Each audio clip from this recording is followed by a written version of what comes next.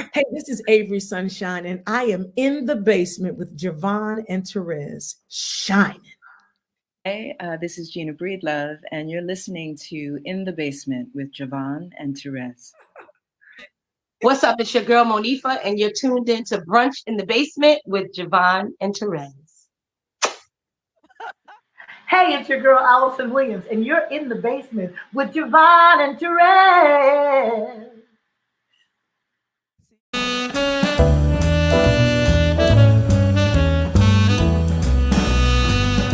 Hey, this is Lenny Williams, and you're listening to Brunch in the Basement with JaVonne and Terez, playing my kind of music.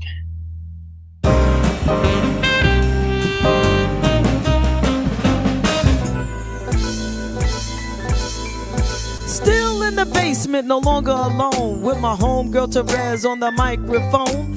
Music, politics, or just chatting it up. Brunch in the basement, see that's what's up. You never know who might run through. Legendary artist or someone brand new.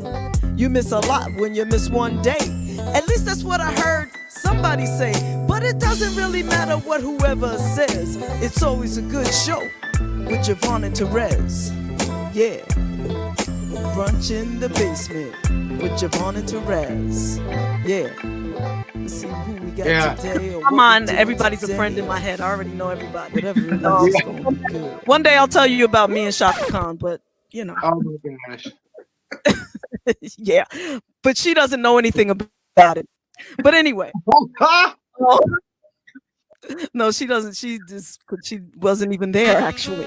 But anyway, but she did mention none other than Shaka Khan as one of her. Why you gotta say? Wait a minute. Why you gotta say Shaka? She did mention no other than Shaka Khan. I'm like, where does your voice go? What happens? What's happening? Even the mere mention of her name.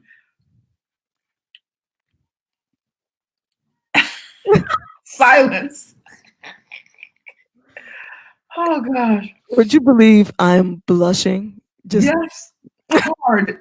You're speechless blushing. That's the thing. Speechless blushing. Rezzy, I can't help it. There's a Shaka rehab, you know. If there's a cure for this, I don't want it. I don't want it. Our senses, though, Jay. She's got our ears and I'm gonna send y'all some perfume. I'll definitely get an address. I'll send y'all out tomorrow. You can send me some cologne, because I mean, you know, yeah.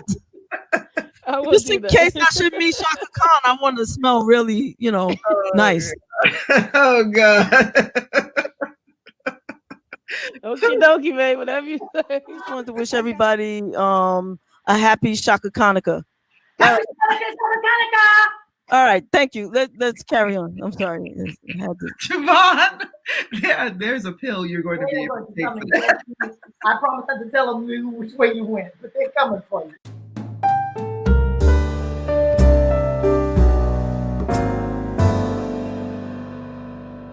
The time, so and we thank you for that. Thank you. Yes, thank you. This part, that little piece, I'm just gonna keep and play it all the time for myself. But no, I'm just teasing.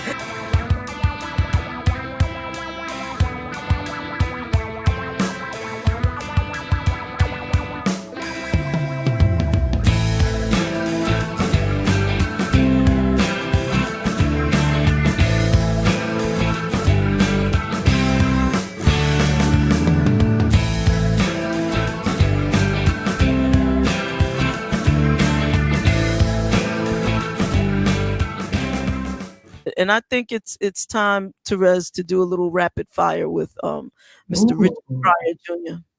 I think so. So yeah. Don't worry, we won't hurt you.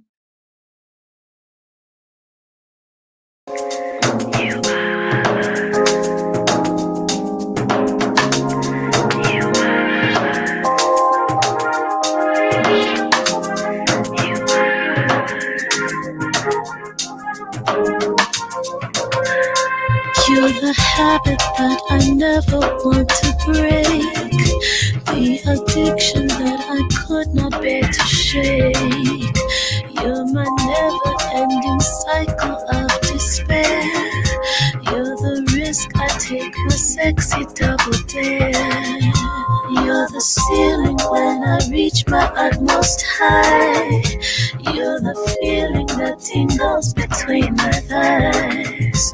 You're the drama in this life's most primal act. And your flame made me a pyromaniac. Oh, you're the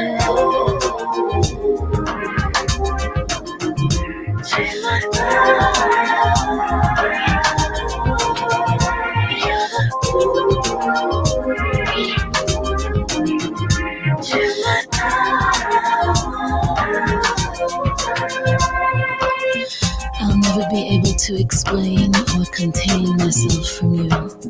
And all the beautiful mysteries of this affair were so long overdue. I do this risky dance with you anytime our song by chance plays. And I will love you without caution for all my days.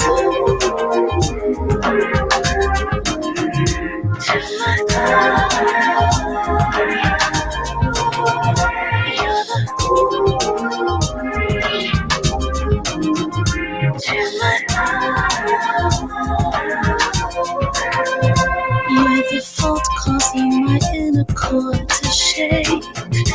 You're the highest that I'll ever play my stakes. You are the love that I never thought I'd make. And the dream I have when sleeping and awake. You're the wish that I once made upon a star. You're the glisten on my skin seen in the dark. You are the satisfaction every lady longs for.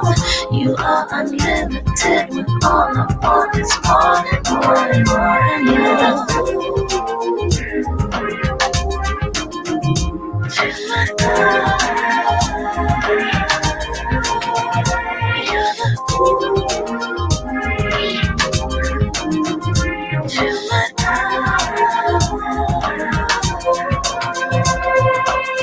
I'll never be able to explain or contain myself from you.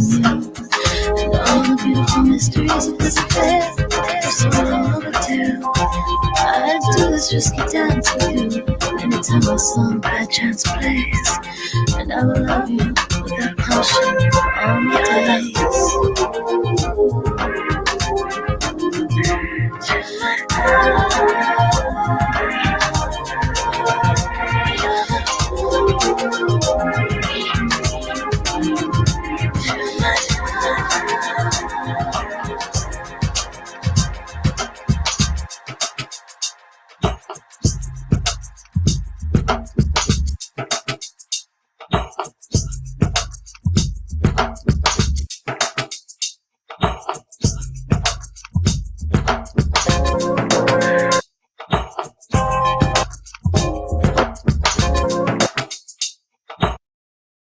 Hey, Rezzy.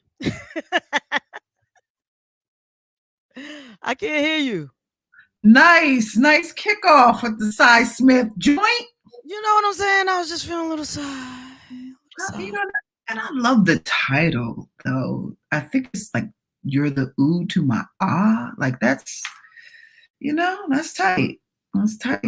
DJ. Yes, that is tight.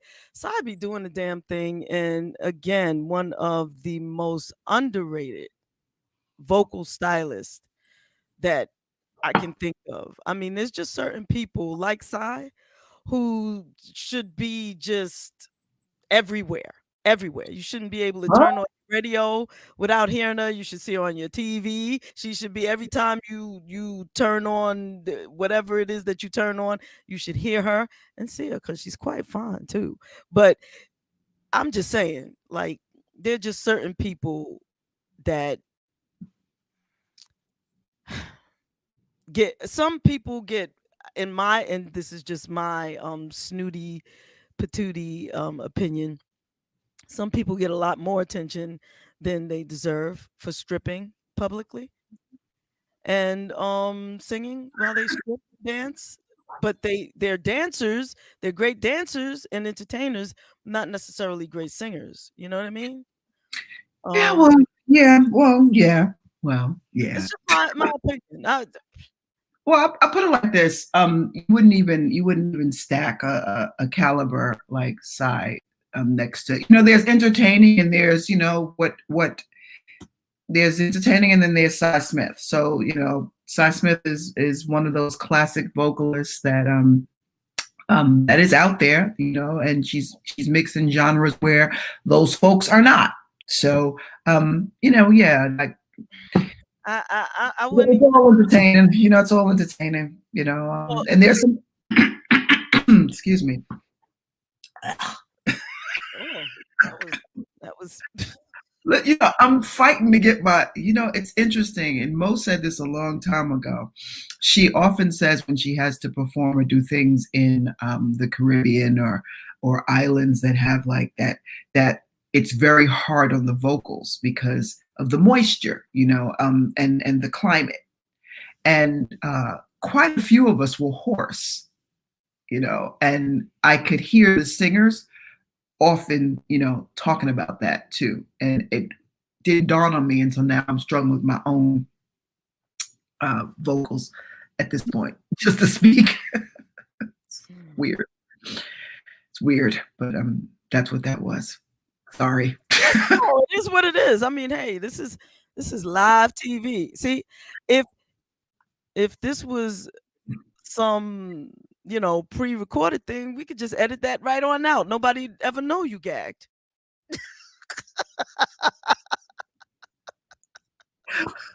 Yeah, and I absolutely have zero. My gag reflex, it works. Nothing should be back there. According to me. So but that is understandable. But what I'm saying about Psy is that her name should be a household name. That's all I'm saying. And maybe it is, and it is in some households, but I just think it should be a household name in more households. Not to take away from people whose names are household names. They're good with what they do, clearly, because they have what they have. But there's some people that I know their names and I shouldn't. Quite frankly, I know their names and then I'm like, ooh, okay, all right. That always, my God, how did I know that was going to work? I knew this. That's why I mentioned it. Gagged. I need to hear a little something more than this is WJBR internet radio from my man right there. And you have an interesting dance, a tightrope dance, JaVonne. You have an interesting tightrope dance because you'll go from gag reflex to being offended by a hoochie coochie dancer. So I'm like, I know. On my feet. It's like you go from the nasty scorpion to the conservative. Like, what happened? Like, it's hilarious to me, the tightrope. But hold up, we're gonna peel that onion.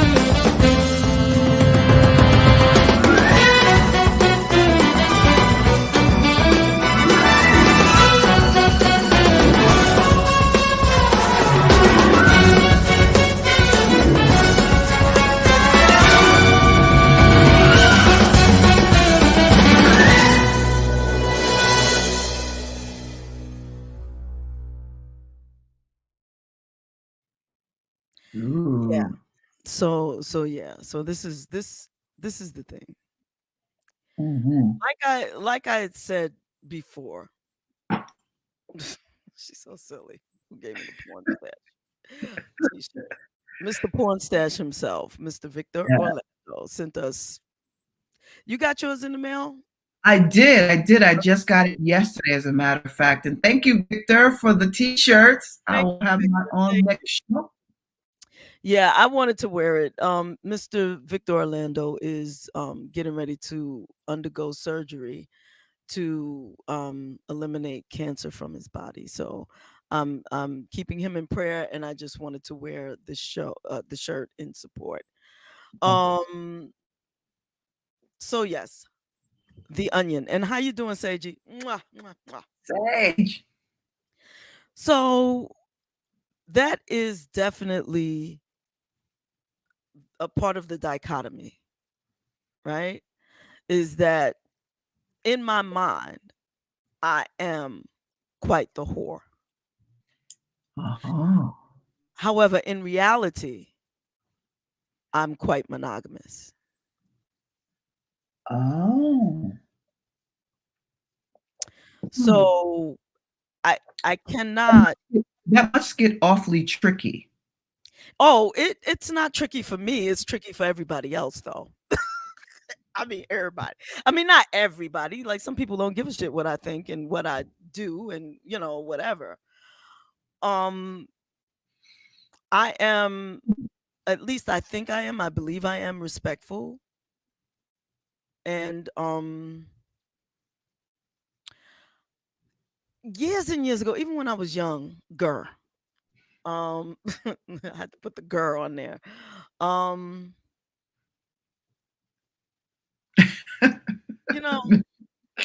things you'll never know for real. But let's just say I've never, not once, had a complaint. Not once. And that's true. That's true. I get a lot of, oh my fucking gods. I get, oh, whoa, woo, babe. I get that. So as for specifics, that's not for me to say. You're gonna have to ask others.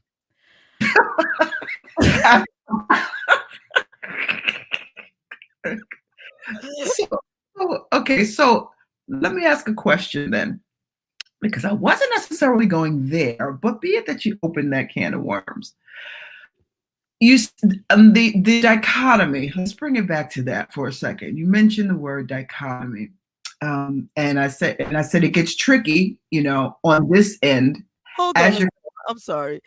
Okay. Mr. J got jokes like hell today. The Mary complex. Okay. I'm sorry, Rez. Go ahead. It's interesting. It's a tricky, because how someone, like I said, you go from nasty scorpion, like you and Pop, like y'all go in on that area, right? So you go from nasty scorpion to, oh, whoa, conservative, right? So it keeps me on my toes with saying, So then you go peel the onion, boop, right. Let's peel it. And then you go back to, now how did you open that? You opened it with that whore in your head, as you called it, a whore in your head. And then outside of your head, it's what? Okay, so I'll give you an example from years and years and years ago. God, I was somewhere in the 20s. I only know that because of where I was living. So I had a bestie at that time who actually is the mother of my godson. Okay. And she used to call me Goldie because I used to talk shit like hell. Like, you would swear I was a pimp. Okay. The way I would, but the way I would think is, it's not so much that I was trying to sell other people, not like that, but that I was rocking and rolling in the bedroom with this one, that one, and the other, because I was so outwardly sexual. I was single at the time. And I would flirt like hell and always had women around me. But I wasn't really doing nothing with them. I was just lusting. It's an uncontrollable lust that was going. I mean, it's not uncontrollable in that I know where it stops. It stops at where it's either uncomfortable for anyone, because I'm not about that life. Mm-hmm. But I ain't about trying to get no diseases either. Mhm, And again, like I always say, like the Tupac song, I hate to sound sleazy, but tease me. I don't want it if it's that easy. Yo, I lose interest, right? So mhm. I remember specifically, there was this woman, I don't remember her name, but she was fine. She was fine. And we used to see each other all the time and kind of hang out a little bit. And I used to tell my homegirl, my godson's mother, I used to say, yo, man, when I tap that, that woman came to my house, spent the night, and I swear I didn't touch her. Good night. Mhm. Was not even interested. It wasn't that clearly she knew who I was. She came to my house to spend the night for a reason. But once she got there, I was like, never mind. I was like, so I mean, this dude. I mean, now there's some people that didn't leave my house. So, okay, so let me ask a question then. Let me ask a question. I guess my Sure. question is for someone, and then these are people that you knew, right?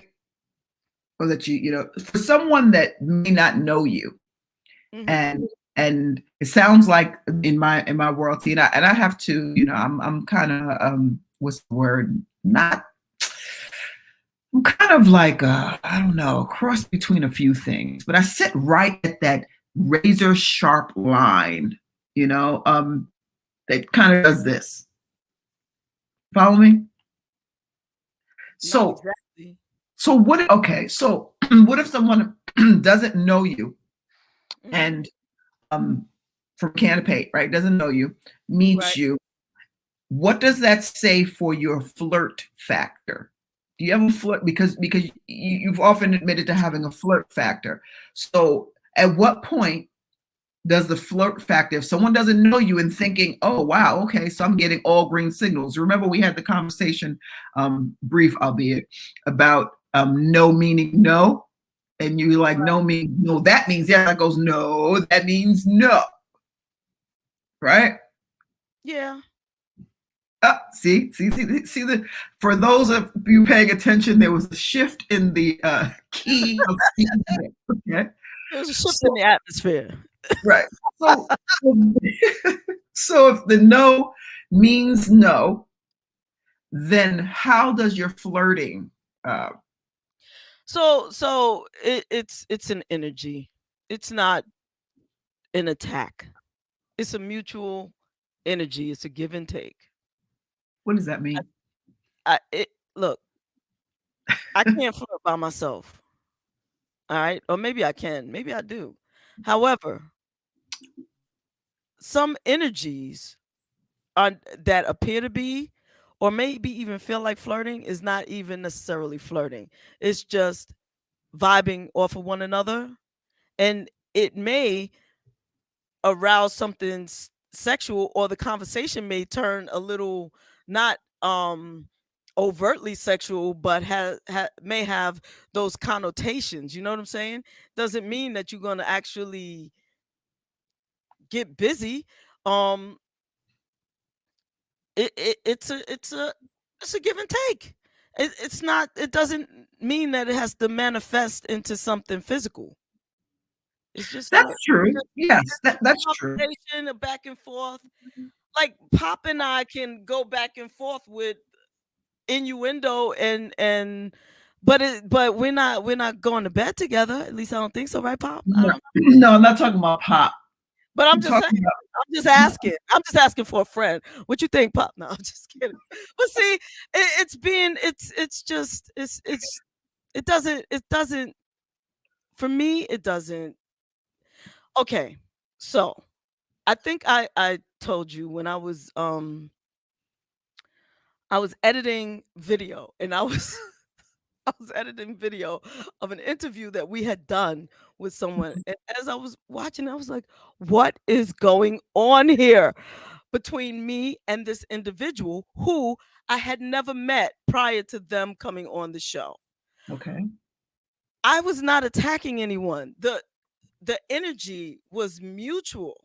It was mutual energy.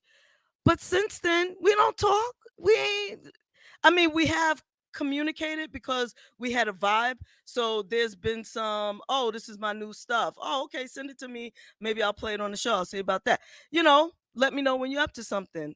Hey, I saw you did this. That's cool. Oh, great. Thanks for sharing, whatever. But it doesn't mean but that energy, that initial energy that we were vibing for the show dissipated. I'm not going to pursue them. It's just an energy in the moment. And for Scorpions, I think that energy, at least initially, or somewhere, it comes up sexual because there's this vibe, this beat, this heat that comes up. It just can't help it.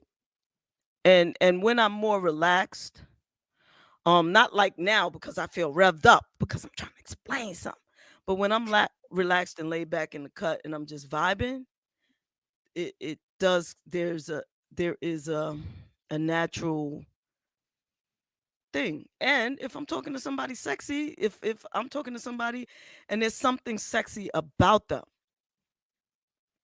my inner scorpionism picks that shit right up. Inner scorpionism. That answer, Okay. I mean, and but then I like you don't like, I mean, you're not turned on, let's just say, by the overt, right? So for me, I'm not, neither am I, unless who scares you? What is going on here? What is going on? What is going on?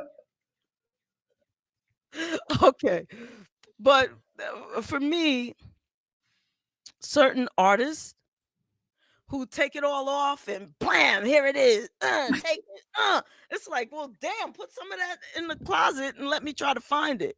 You know what I'm saying? Like, give me a little something to, because it's for me, everything starts up here. Oh yeah. You know what I'm saying? But I'm a creative person that needs to create an image. And if you are bad, you can work this brain. You know, we could have that brain thing going on.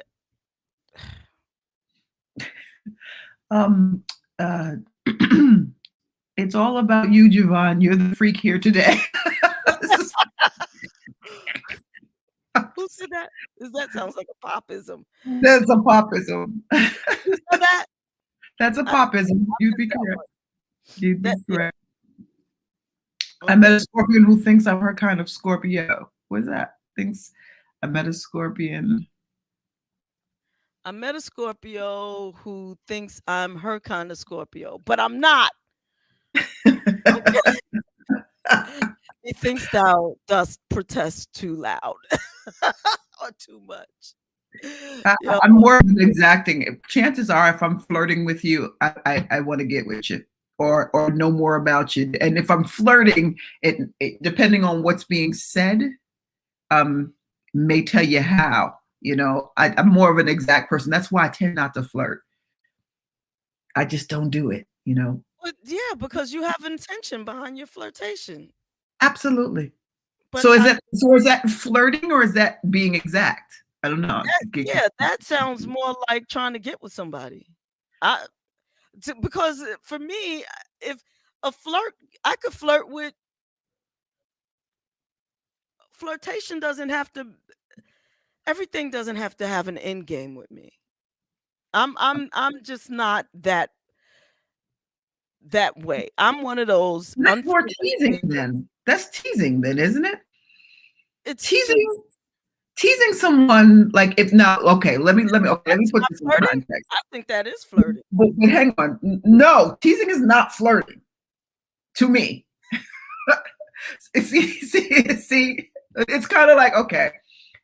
And let me see if I can get close to me. Now I'll preface it with saying that there is direct talk, ba ba ba ba ba. There's no questions about whatever there's no way to, you don't have to figure anything out. There is flirting, which is the playful banter back and forth. It doesn't have to be sexual. And then there is teasing, to me, which is a verb, which is in most cases sexual, but not necessarily, teasing is not necessarily doing it. If I'm flirting with somebody, it doesn't necessarily have to be sexual either. Teasing is not flirting. Teasing is, show a little bit, I'm gonna take it back. Like that's that. That's flirtatious. Not really. If teasing almost always has some kind of sexual connotation attached to it. Yeah, so it's flirting. Like, okay, so let me give you another example from years and years ago, because most of my actual flirting and teasing shit happened years and years ago. I mean, mine too. It is what it is, right? So, so once upon a time, long time ago, I was DJing this gig, right? There was a woman who she and I, there was sexual energy between us, but nothing ever happened, right? Well, how do you know this? What kind of sexual energy? And then what? I mean, what is that?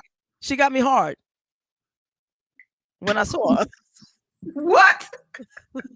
That's all I can say. So you masculine identified folk. Go ahead. So one day, one night, I'm DJing at this spot, and she's there, and she was wearing something quite revealing up top, which, is an Achilles heel, So I looked, and then I looked away. It's none of my business what's going on over there. I had a gig to do, right? She made sure she was in my view. And she gave a little and took a little back. She gave a little and took a little back, all the while smiling at me. She was both teasing me and she was flirting with me. What did she say? There was no distinction between teasing and flirting. Now, either one could have ended with the hokey pokey that night. It didn't that night. It did later, but it didn't that night. It did later on in our knowing each other, but yeah. I mean, that was one incident of teasing and flirting. See, so to me, it was all the same. It's all the same thing. She's teasing me and she's flirting with me. Yeah. Okay. Okay, I see what you're saying. Yeah, but teasing for me, flirting can be casual. You don't have to know the person. Flirt, it's not serious. Teasing is taking flirting to the next level. Where that's what I'm saying. As if you teasing me, and you flirting and teasing, you want to get it. Well, it depends again. For me, it depends on what is said. There has to be direct. We have to have a conversation about it. Yeah, because flashing me is not going to do it. I've been flashed by complete strangers. I got flashed on Atlantic Avenue, Brooklyn. Go figure. Flashing and body parts don't do it for me like that. What that does is make me go, oh, okay. But it does not do anything. It's like it automatically turns something off. It has to be very innuendo, very subtle, very no quick moves around Rez.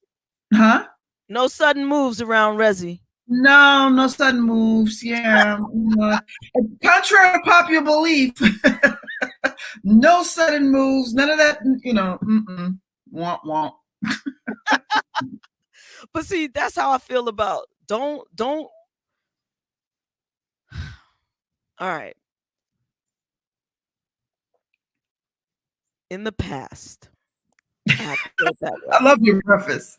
Yeah, I have to say it that way. In the past, don't come taking your clothes off and just trying to attack me. Like you'll get punched or something. Like you'll get not punched, but you'll get pushed away and told to put your fucking clothes on because like that's a bit much for me. Like for me, I think no, well, that might work for some people. I guess depending on what happens when you take them off, they could. I mean, like I'm going all crazy in my brain with all these scenarios. That's true. You can be teasing and not targeting anyone. Yeah, I knew a young lady that liked to dance, and boy, oh boy, was she extremely provocative in her dance, you know, and graceful. But and you know what's interesting? She could show skin and not bare body parts, if that makes sense. You know, she was definitely like and wasn't a dancer per se. You know. Yeah, yeah. I like Vanity. Oh, Nasty was one of my favorite. There's a certain club I used to go to where the girls strip and for women. It was like a strip club for women. They really need to bring that back for those who are willing to go. Did you have to go down the steps? I think I remember that one. It's possible. It's a possibility. Yeah, it has to be. I like shout out to my crew over at Dwayne Park too. I like their burlesque shows. If you want to see a great burlesque, sexy burlesque show, Dwayne Park, shout out to Billy, is a great venue to go to, and their food is back. In the ambience, the club itself, small, intimate, very well designed cabaret, and it's stud strippers. Nah, not for me. Why not? Nah, not. I mean, look, not okay. Let me just change that and preface that. Support. Let me just say, support your stud strippers. I support my friends who are strippers. I know a couple of stud strippers. They don't do anything for me sexually. They don't make me want to give them any change, any folding money, or anything. But kudos, do your thing. Why not? I'm not attracted to studs. You don't have to be attracted to studs to enjoy them stripping. Yeah, I do. What? It's an energy thing for me. Right. But see, I'm not on the precipice of that. But I could find a really sexy stud and be able to say, wow, she's mad sexy, you know, like, well, she's very sexy. I could see, you know what I mean? Sexy to me is not, it's kind of not, I guess I have a bisexual sexy eye, you know, because I can see men and say, ooh, you know, like this weekend, my brother Terez, very sexy. You know, it doesn't really turn off at you know, masculine identified, I guess, women, you know, sexy is sexy. King Kells, yes, King Kells. I mean, it's not that I'm saying that I can't recognize a sexy stud. I see, yeah, that's pretty hot. That's hot, but not in a way that I would actually see. All right, same thing. There's some sexy men. Like what's his name? The dude we were talking about last Wednesday night. That I wanted to be him actually. Married Lisa Bonet. Lenny Kravitz? Who? Lenny Kravitz? Yes, Kravitz. I think that dude is sexy. He's hot. I think he's hot.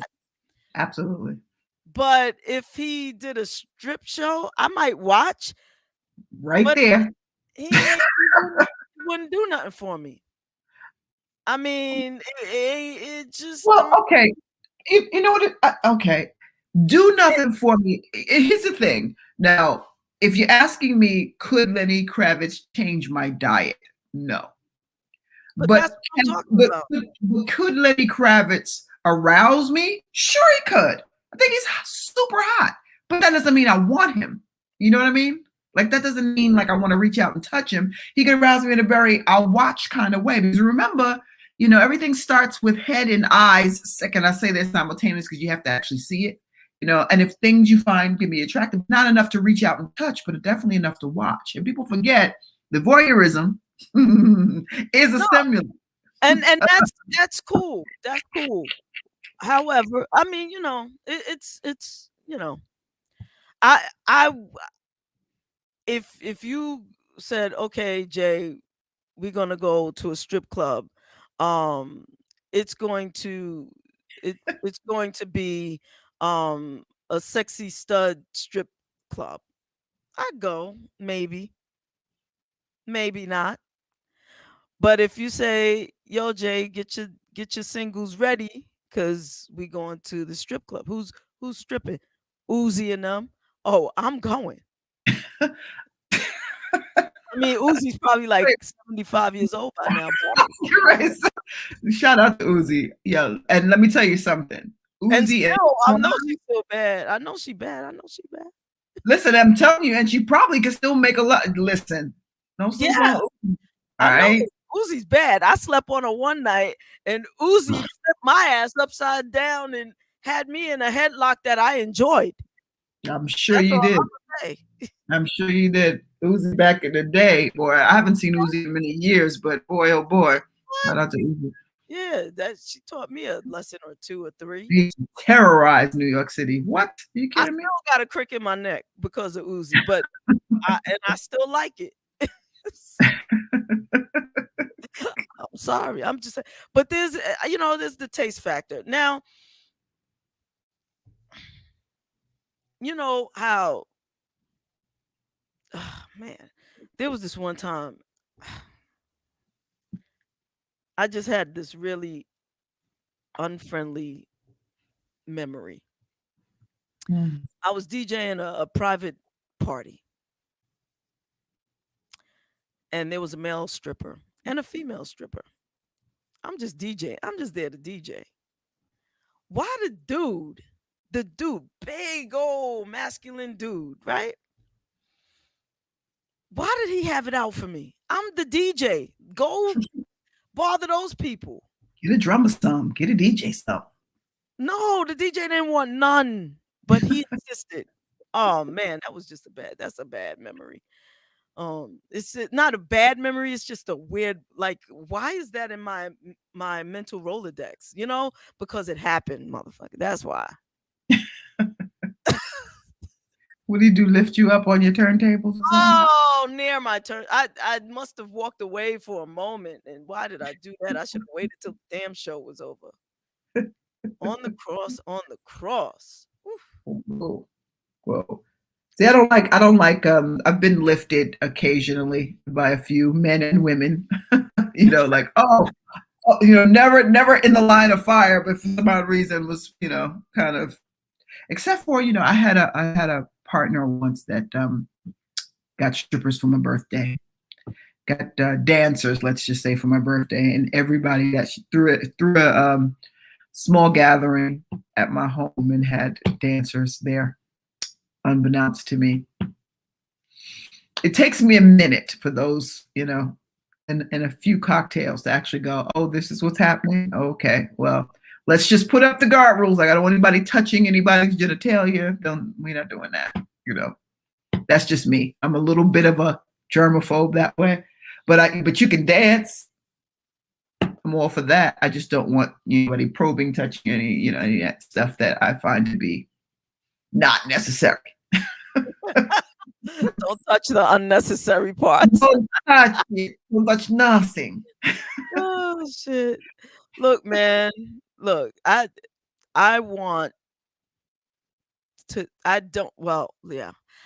enjoy watching. Hey, what's up, Brandon? What's up, Pete Boogie? Boogie in the building. What's up, Brandon? Oh, and by the way, have you checked out that Roberta Flack fan page? Yes, I have. Brandon, you're doing the damn thing on the Roberta Flack fans page. Everybody, please go check it out. You can check out the Roberta Flack fans page on Instagram. There's a page on YouTube. And please support Brandon in his support of the legendary Roberta Flack. And let me tell you something. He goes in. he goes in on that because, you know, he's got a lot of information that is just certainly not, you know, he'll have some rare stuff about Roberta that, you know, I'm a Roberta Flack fan. So yeah, if y'all can check that. Yeah, yeah. Amazing. You know, classical pianist, you know, it's just, and vocal stylings was just crazy. So absolutely, absolutely. Wait a minute, I think, wait, hold on. Between LaVonne and Misty J, okay. And I agree with you, LaVonne. I never liked being picked up, but I realized one time after I was, in fact, the first time I was, when I was up in the air kicking and screaming, looking crazy. See, I'm too big for that too. You know, for those of you who don't know, I'm about 6 foot in stature, and you know, I'm a substantial sized woman. So to be picked up in the air like nothing, it kind of took me a minute to kind of, you know, get that together. But kicking and screaming, someone had it on video, and I looked absolutely nuts. So what I, you know, if it ever happened again, and it did, my thing was to relax, you know, and go with it up until they stop you. It's usually when you kick and scream, they hold you up there longer. Yeah. You know. So my thing is, you know, I don't mind certain people. Well, let's put it like this. Certain body parts should never be put in people's face. What? Oh man. And that's why, you know what I'm saying? And Brandon, I don't know what you're talking about. I don't know why he always want to try to go there with me. We're not doing that. Okay. Okay. Why? What is for what is the purpose, right? Yes, certain body parts need not be put in the face unless there's an invitation. Then yeah, I just think it's nasty. And the question is it all over my face? Yeah.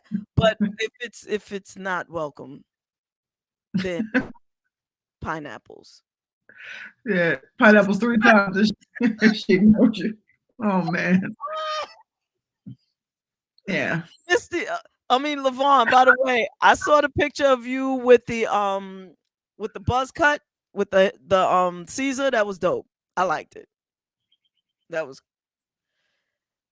well, yeah.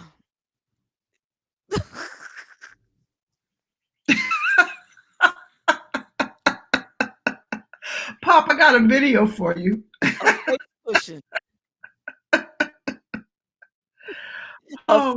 cushion. I like that. I have never heard that before. Thank you so much. Thank you so much. So it seems like, you know, dancers are, you know, or remember the show Queer as Folk that they had on at one point? And how they have, like in that club, that seems that they would have the dancers on pedestals, and they were all like, you know, the boy dancers. Hilarious. Absolutely. Face cushion. I might have to use that a couple of times a week. Yeah. Yeah, see, you know, we've discovered, Brandon, that she is not a pimp and she's not a dog. What she is a tease. Who's that? That would be you.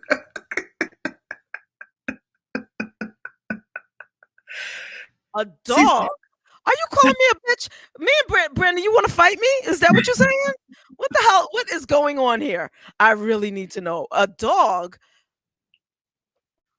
You see, that's why. I'm you know, you can't give people too much. I swear, you just can't, because you know you get uncomfortable. Don't call me a dog. Do not. The universal. Pop said he's trademarked that name already. it's the universal face cushion. Face cushion. Ooh. It's the universal definition thing, you know. One person's flirt is another person's. That's why we have to kind of let folks know, because, you know, a flirt could turn to a signal for some, and then it's like, what? I don't mean that. Yeah, but you did this, and this means no, it doesn't. I ain't trying to fight with nobody over it. I mean, but see, that's where no becomes no. That's where no becomes a turn off. So once I'm turned off, trust me, I'm off. As much as I could be on, I could be off. We're not playing that game. So if someone is near you and backing it up on you and doesn't say a word, but they just backing it up and in Yeah, your the face. club in this Huh? scenario. No, I'm just saying. Like, Randomly backing it up on me.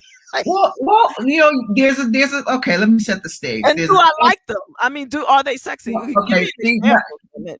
okay. So you're already it's already took your eyes. It's already too controlled. What I'm saying is, if it's like someone that you found sexy, you're seated at a table, let's just say, and the person is dancing, and they're dancing in front of you, and they're doing all the gyration and whatever the case may be. Some could see that as a sign. Others could see that as a turnoff. That's why I said there's no universal. That particular thing would not be a turnoff. That would be fun. That could be fun. It depends on who they are and what our connection is. Everything for me is I cannot believe we've been talking about this for an hour.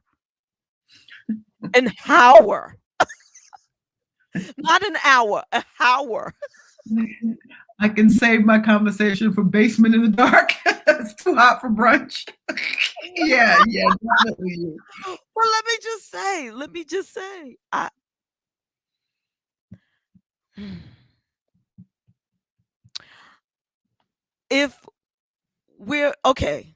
if we are buds and they dance in front of me and they're feminine, I don't know, whatever floats your boat. Look, if a stud is dancing in front of me, I'm gonna have fun with them like we boys, like they being too gay, okay? Because what the hell? What is going on here? I cannot, right? Now, if it's a more femi girl and she's dancing in front of me, but we cool like sisters, then I'm gonna get up and dance with her. We're just gonna have fun. It doesn't mean anything. Now, if it's somebody who we have previous serious flirtation or you have a lot of because it depends on who it is. It depends on who, what, when, where, why. You mean to tell me you've never been at a club, saw some random person you do not know? A stranger, yes. Everybody that you see is not going to be someone you know immediately. Somebody could pass by you with you know what I mean? And you're like, oh, just like I said, everything starts with your eyes. Right. So let's start there. Let's just say I'm at the club. Somebody walks by me and catches my attention. I say, damn, right? Because I'm not going to say, oh, my thing is damn. So I'm going to turn around and I'm say, damn. And then the damn girl. The damn girl comes back and she's dancing in front of me. She is flirting and she is teasing. Or maybe she just wants to dance. So I'm going to get up and dance with her. Now, is she throwing it back? Like she's throwing it back like, give it. Like, what are we doing? What are we doing after the dance? After the dance, if her rhythm was equal to my rhythm, then I might say, so what's your name? Let's see. And if she, whatever. But I'm talking about years ago. Now, that whole scenario ain't happening. that none of that is happening. None of that is going to happen. Yeah. Okay. But I'm saying it depends. I ain't gonna take her in the bathroom like in 1987. Ooh, I might have happened.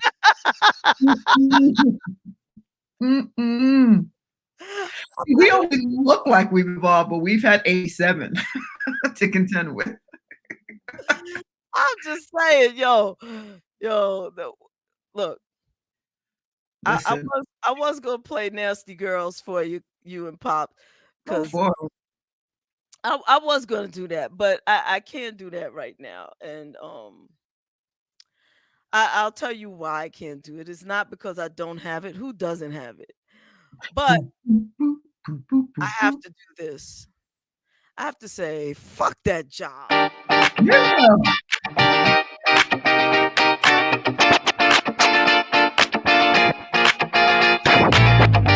Woke up, looked at my watch. It's 8 o'clock, so spark it up. What's on the agenda? Nothing. And don't make my phone For nothing.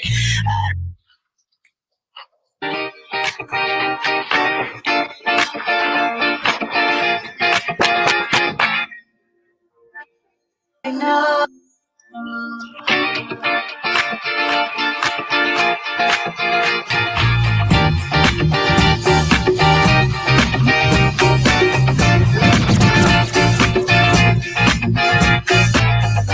Woke up, looked at my watch.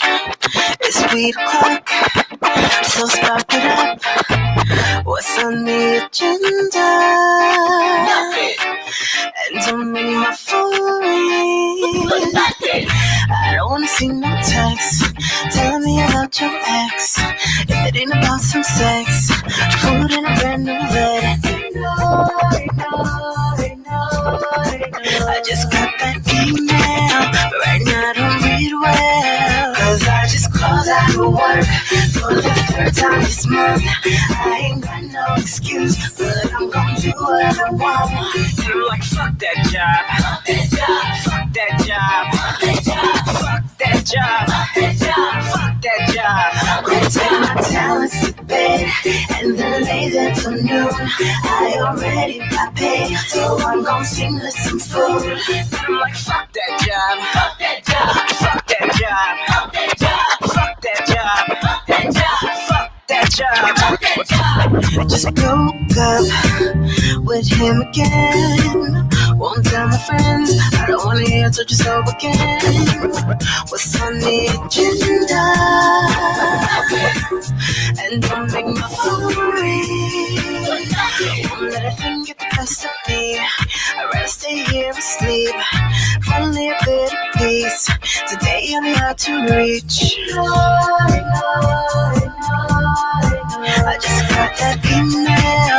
Right now I don't feel well. Cause I just called out of work for the 3rd time this month. I ain't got no excuse, but I'm gonna do what I want.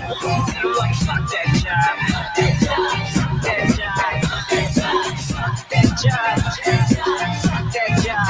Gonna take my talents to bed and then lay there till noon. I already got paid, so I'm gonna sing with some food. I'm like, fuck that job. Fuck that job. Fuck that job. Fuck that job. Fuck that job. Fuck that job. Fuck that job. Fuck that job.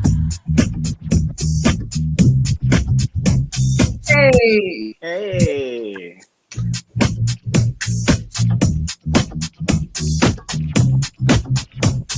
I want you to sing this part with me. I don't give a fuck about this child. I don't give a fuck about this child. Cause I just called out of work for the 3rd time this month. I ain't got no excuse, but I'm gonna do what I want. I'm like, fuck that job. Fuck that job. Fuck that job. Fuck that job. Fuck that job. Fuck that job. Fuck that job. Gonna take my talents to bed and then lay there till noon. I already got paid, so I'm gonna sing with some food. And I'm like, fuck that job. Fuck that job. Fuck that job. Fuck that job. Fuck that job. Fuck that job. Fuck that job. Fuck that job. Woo. Yes, yes, yes. Anthony Hello. Giles, welcome to the basement, baby. Oh my God. Thank you guys for having me. Thank you for having me in the basement. Hey, JaVonne. Hey, How you Rez. doing, Anthony? Nice to meet you. So, full disclosure, Terez is like my family. So, Okay. yeah. So Yes, really, yes. really fuck that job. I feel you on that. I feel you on that. And I apologize for anything that you might have heard about, you know, 87? me with the, 87 was a year where things were going on. And You was hot. I was fire. I really was. I really was. Oh Lord. I think I definitely learned in your previous segment that JaVonne is a Mac.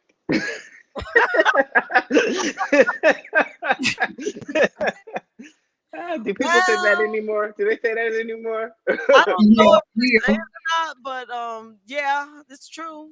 Yeah, I get it. Yeah, JaVonne is a Mac. JaVonne is definitely a Mac. Definitely bop to this, back then. But I don't feel like you ever. That's Return of the Mac. I don't feel like the Mac ever left. Okay. True. Hello, I think he called you all the way out, Jake. Well, how are you guys this wonderful Saturday? Yes, we are good, man. And can we just talk about that banging ass anthem that I think everybody freaking needs and has felt at one time or one time too many about the job? Yeah, I think no matter if you love your job, we all have had that fuck that job moment. You know what I mean? We just like, you know what? Like, it's about me today. Like, it's really, I need a self-care moment. I need to just just tune out. I'm not answering no emails. I don't want no calls, nothing. I'm just gonna lay in the bed. I'm gonna eat this food. I'm gonna hit this weed if that's what I hit, and I'm my business. That's what's up.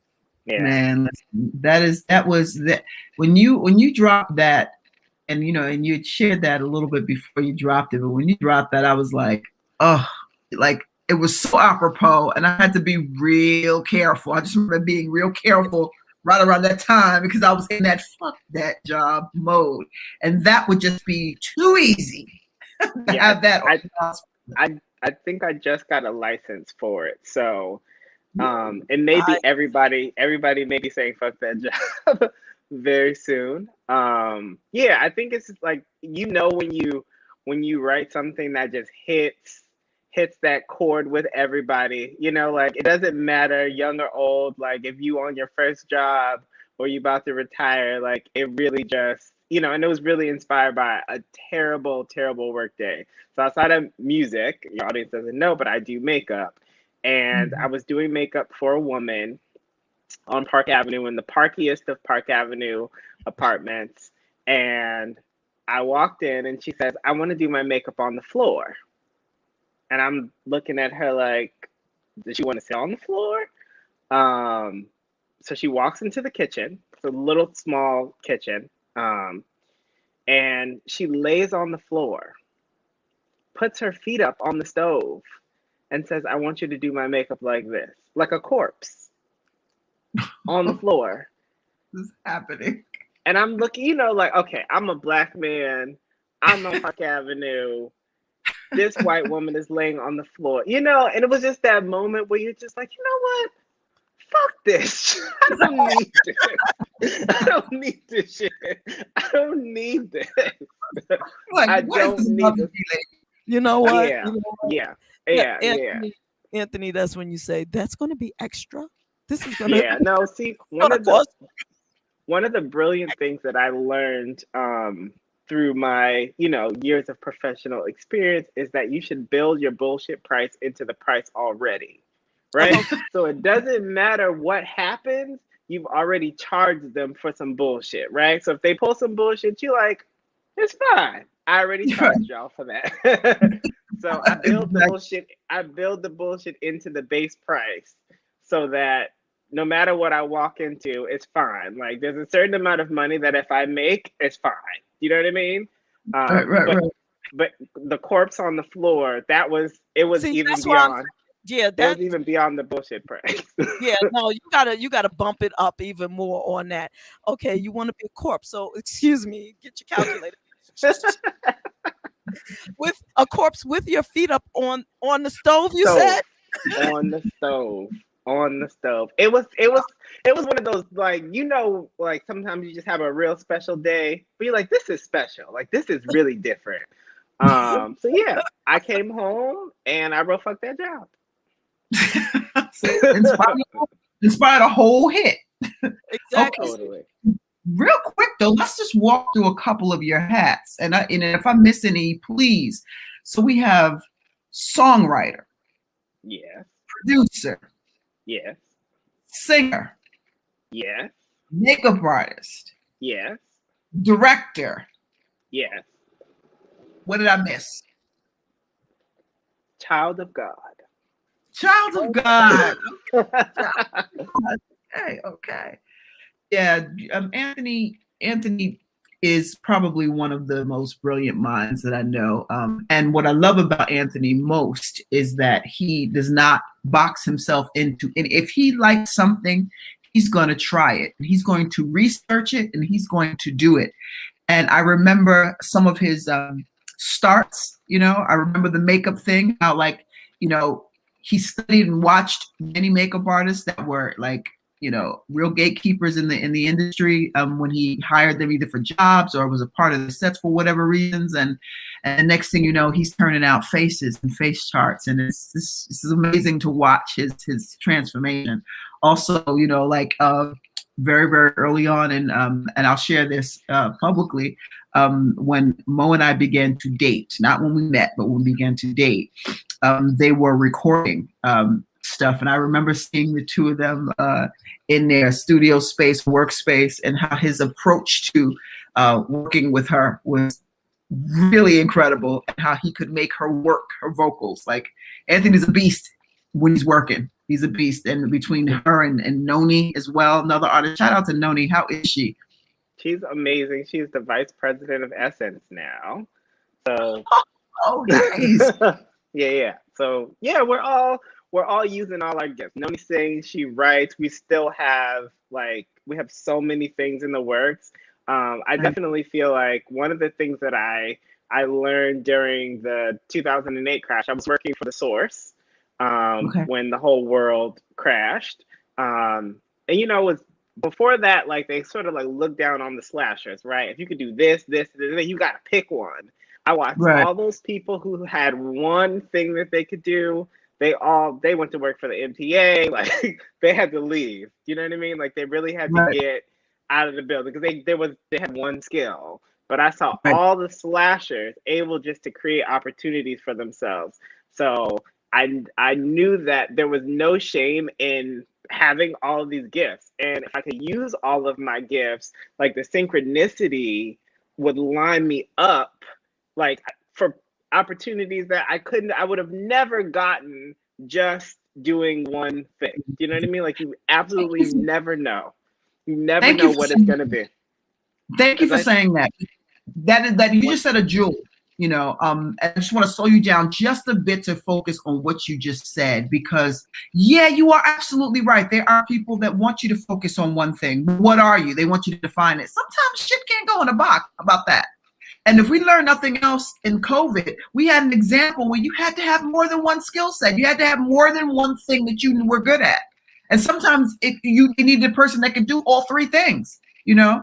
So folks that were focusing on one thing all the time and had other things that they didn't want to bring to fruition, or that, you know, like Sage Gallen is another artist, similar. Amazing artist. You know, multidisciplinary, just like incredible creator. Yeah, absolutely. And if you have those, and these are rare breeds of folks, but it's not as uncommon as people would like to think. And those of you who step into that light to be able to say, I do this, and this. Well, which one are you? I just told you. I am this, and this.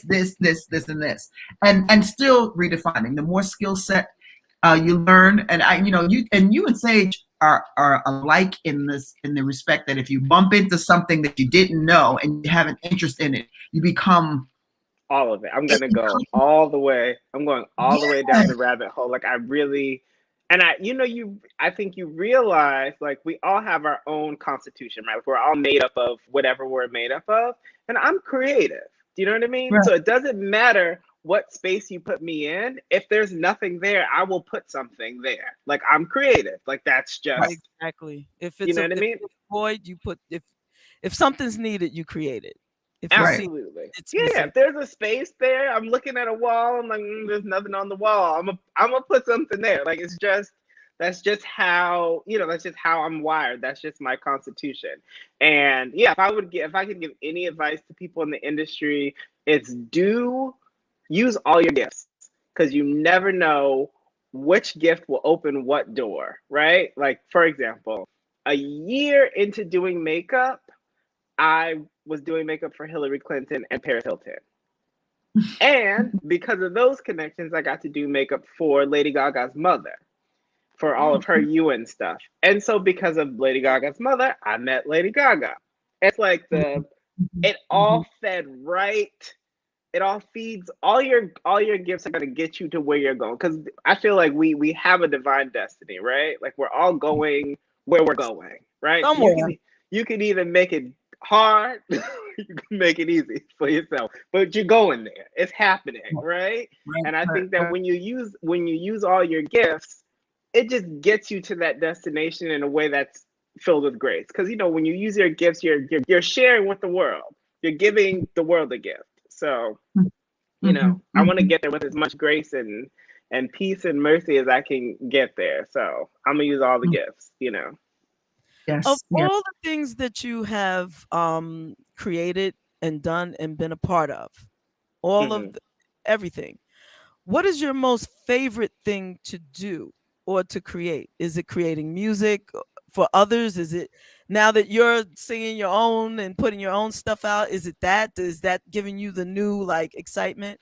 What's the thing that you love the most? So the thing that I really love the most is my passion will always be new artists, or helping artists refine that voice again. Like my passion is always in the connection. There's something about being in a studio with an artist, because the studio is our sacred space. There's something about being in the studio with an artist and watching them see their superhero version of themselves. Do you know what I mean? For them to just get it, for them to really get the magic. It happens in, there's a push and a pull that happens as a producer. You need to push them, but sometimes you need to pull them towards it as well when they don't want to go like a mule. But there's something about that moment when they just let go and they really just do the thing that they're here to do. That will never get old for me. It's really magical. I started doing this album in the pandemic because, I'm here. We're all sheltering in place. And before the pandemic, I had a little situation with Atlantic, and they asked me to, do a bunch of records for different people. But then the schedule completely changed once the pandemic happened. We're just well, maybe this person's not going to put a record up until 18 months later. And I'm just I have all these amazing things that I've created. Am I just going to sit around? I'm just going to wait. And then in 18 months, maybe the whole administration is gone. And so then all of those opportunities are gone. So I'm just no, I'm going to make this music. I will license it. I know all the things to do, So it's why wait for them? So I didn't have access to, having Monifa come sing this for me or having Noni come sing this for me. And usually I sing the first demos anyway. So I was you know what? Fuck it. We're going to do it. So I mastered, I mixed and mastered the records that I had been recording. I, went in and I did master vocals, and, I put together a cohesive story. The album is called 622 because 622 North A Street in Long Hill, California is where I started the album. So the first track on the album is me and my grandma. That's my real grandma. I say, Grandma, what you think? She say, turn that shit up. It's my real grandma. That's a recording from 2003. My grandma passed in 2005. And so I kept that recording, and I was if I ever put out a record, this will be the opener. So I've been holding on to that for almost 20 years. That's crazy. Yeah, I started it there. And yeah, so this is the album that I've been waiting 20 years to put out. And, that's a testimony to really planning your life and planning your story. To hold on to a recording of something for 20 years, telling yourself, this is what I'm going to do with it when I'm ready to use it, and then be able to reproduce it and do it. That's amazing. I just think that kind of focus, or just knowing what you want, 20 years later making it happen. And it's not a question, and there's no age limit, there's no time limit, but the one you set. So this concept of time, I keep telling folks, is real man-made.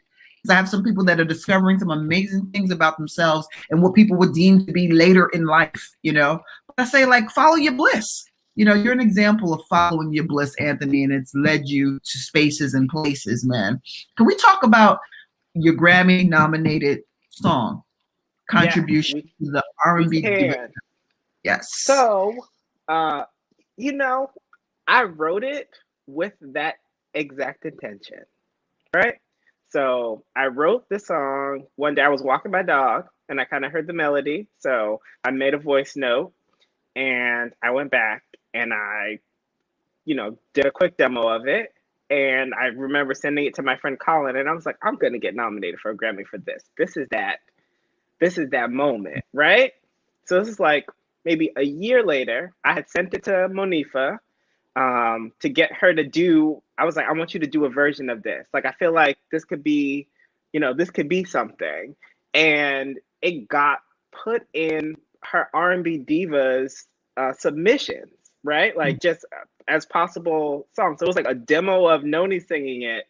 And when I got to Atlanta, while Mo was taping the show, Faith was like, oh, I heard that song, She's Me. It would be wonderful for the soundtrack.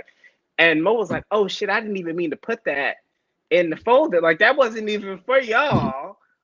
She's like, but can we, hey Mo. She's like, can we? And she said, Faith was like, can we use it for the soundtrack? And I was just like, absolutely. Like, yeah, of course. So me and Mo, we went literally later that day. We went in the studio for like 4 hours and we worked it out. Like she just went there, sang her face off, and that was it. It was literally 4 hours. And then, it's crazy because me and Monifa have done so many songs together. I'm sure songs that she's even forgotten, right? We've only put out one song, and the one song that we put out got nominated for Grammy. So what will happen if we put the rest of it out? A lot. There we are.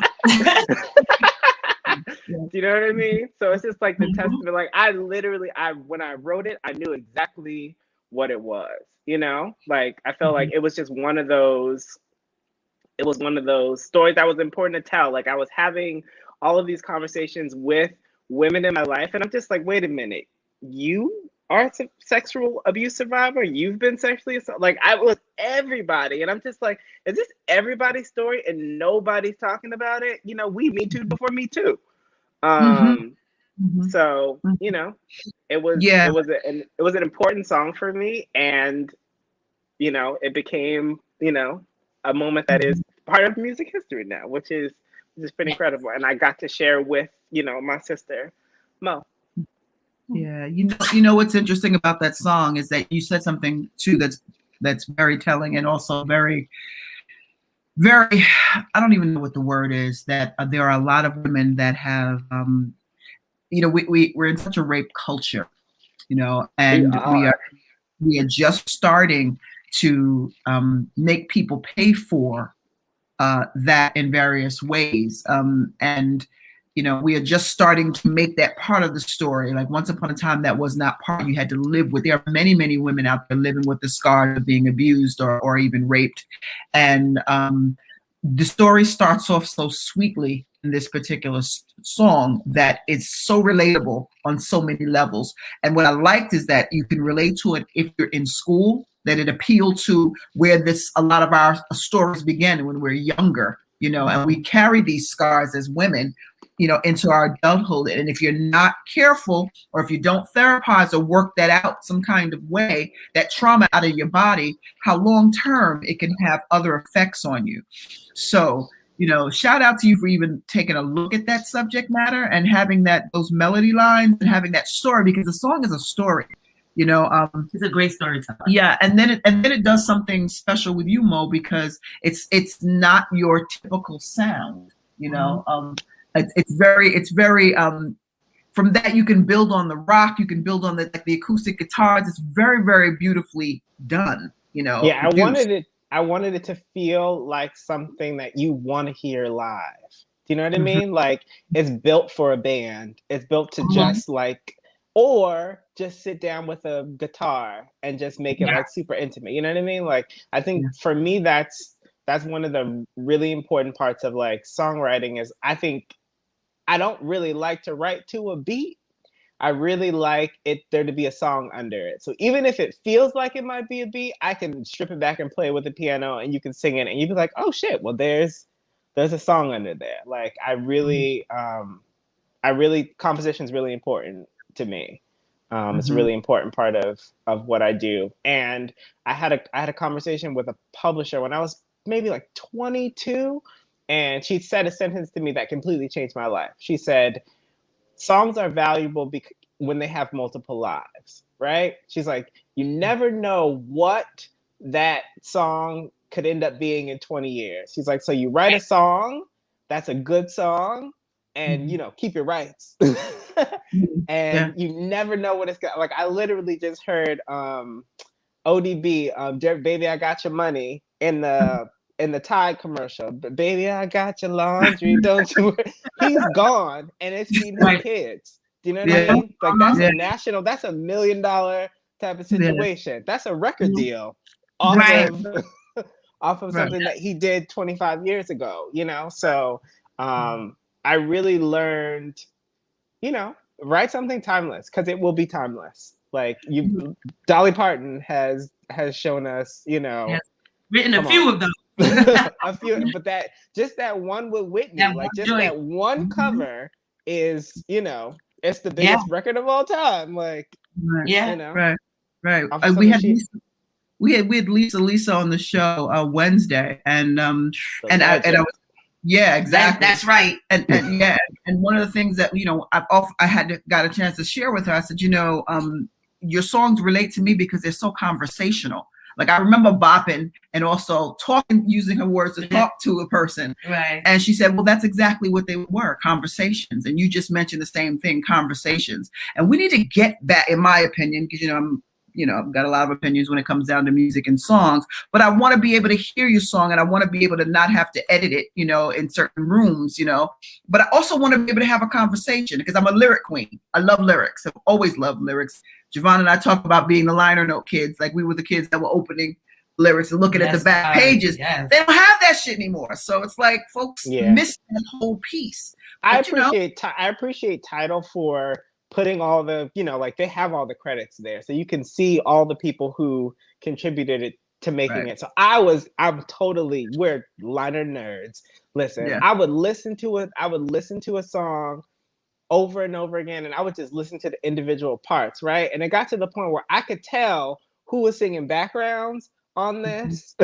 I'm like, okay, such and such wrote this because I know this is Kenny Green. Like I know this arrangement, or this Andrea Martin because she's all over this record. Like you know what I mean? I really, as a kid, I really I listened to music, but I really understood that there was an industry around creating this thing. And that part was the interesting part to me. The person in the middle is the vehicle for all of these people's talents. The person in the middle is like, when I think about Beyonce, I don't think about one person. I think about thousands of creatives that have contributed to a 25-year career. She's been a vehicle for so many people's creativity, whether it's stylists or choreographers or, writers, producers, all of that stuff. So I think about artists like, a vehicle, but there's an industry around all of, this vehicle. And so as a kid, I was completely obsessed with all of the players. Like, there's just certain voices that you gain allegiance to, like just from listening to records. Like I knew that Babyface would always have Shantae Moore and Shanice singing backgrounds on something. Like I could spot them, I could hear them on, Missy would call Mila, Little Mo, Tweet, Gina Thompson, Cheryl Pepsi. Like I'm like, I know who's singing on this. Like I'm literally listening to, and I was listening to the Lauryn Hill album, like sometime during the pandemic, and I realized there's a singer that I'm completely obsessed with. Her name is Latrell Simmons. They call her Munchie. She sings background with Pharrell. She's she just got off tour with Madonna. She's like one of the best background singers there is. But I knew her when I started producing music. She was signed to Arista, and she was a Neptune's protege. So she did all of Pharrell's vocal arrangements, right? And so she has an unreleased album that is one of the best albums there is. Like it's one of the best albums there is. And I was listening to the Lauryn Hill album, and I was like, this is Latrell. And so I sent her a message. I'm like, are you singing on this? And she's like, that's me. I was like 17. Yeah, I will find you. I will find you. I mean, you know, and that's like the producer nerd. You know, there are so many women, especially, that are so vital to making this industry work that we just don't know their names, you know? And you've been singing along with them for 20 years. I have a musical friend, Natasha Ramos, who was Jennifer Lopez's voice on her third record. So Jenny from the Block, that whole album is Natasha singing. Like they gave her background credit, but they owe her more. They owe her a lot more for what but it's just her singing on those records. Like it's very minimal J-Lo. It's just her. And yeah, it's just interesting how women really get erased. Like they make these enormous contributions to the business, but they really just, you know, they get erased for the sake of another woman. Do you know what I mean? Or a man. Or a man. Oh. Or a man. You know, you're telling secrets.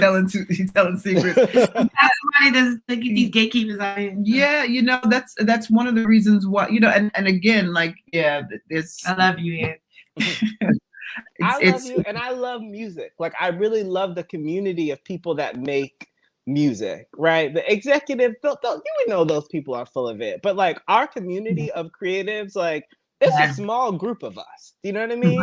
Like, especially the people who have made music that has made it to the radio. That's an even smaller group of humans. And we're all related. Like, we're all, there's a, you know, we're all connected. Like, people think about the industry like, well, there's a white industry, there's a black, there's not. Like, there's a small group of human beings that make all of this work that we all consume. So, you know, I think it's important to tell those stories and to say those names, because, you know, people don't know, like, half of Justin Timberlake's first album was from Latrell. What? Yeah. You know, and you know what I don't like, though, speaking of JT, and I'm not speaking about him specifically, but what I don't like is that when artists know this, when they do not credit their workers, they do not credit the people that are along on their voyage with them, you know, and I'm not sure if that's a record industry thing or if that's an individual artist thing, but it's important that all the artists that pour their blood, sweat, and tears into a project get credited for that project. Or your influences. I think it's an insecurity thing a lot of times, because I think the industry sets artists up to feel fragile, right? To feel like the success that they have is just the sliver of their own, you know, like that they're generating. I just read the Mariah Carey and Tommy Mottola book, and the thing that he fed her for, you know, the whole beginning of her career is like, you're successful because of me.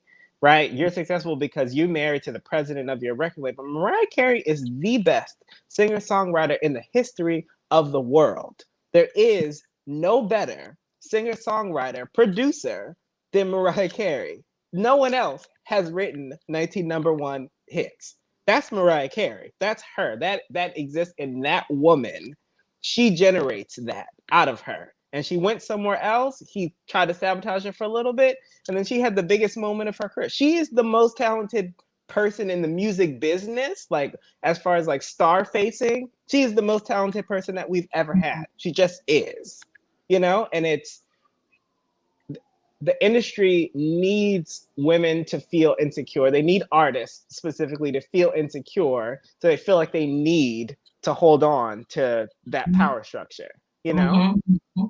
And so if Natasha Ramos is singing Jenny from the Block and it's not Jenny from the Block singing it, and Jennifer Lopez says, well, you know, this is the girl who sings all my backgrounds, it feeds into the thing that they fed her, which is we're cooking this for you. Do you know what I mean? Like it feeds into her insecurity to give credit where credit is actually due. Because there's a really talented woman who sung all of those records. Yeah, but at some point in your mega career, you can say, you know, hey, you absolutely can. You know, you can tell as a person who is not necessarily in the industry, but when you go to a concert of one of your favorite artists and they have these 3 singing ass divas on stage with them, and the artist walks away and allows those spotlights them a spotlight.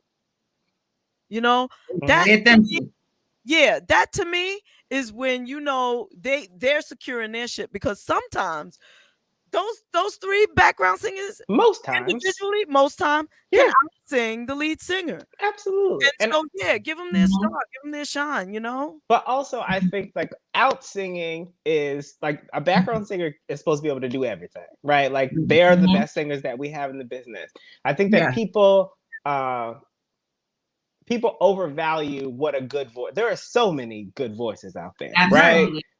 But the most valuable thing in the music business is not a good voice, but a signature voice. A voice that you can hear and know immediately. I only need to hear 5 seconds of Brandy and I'm like, that's Brandy.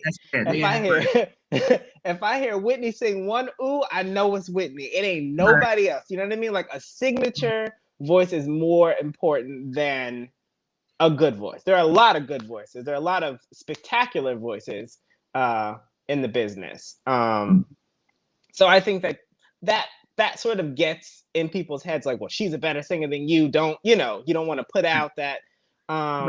There's also entertainment in persona. And now, ego, right? Yeah. Like there's a certain amount of ego that an artist when you see an artist. You know what I mean? There are people who are amazing singers, but then there are people who are artists. Like exactly. Artists and entertainers, because not everybody that can sing can entertain. Exactly. But there are some flat-footed singers that it don't matter. They don't have to, they could just flat-foot sing. And do, you know, it's just, I think about like people who are like incredible entertainers, like incredible. Like you guys know Joy Guillaume? Yes. Joy. If you never had a live experience until you've seen Joy live, right? Joy is, I call her the original, right? She's like the original. She's the root. She's the root of what all the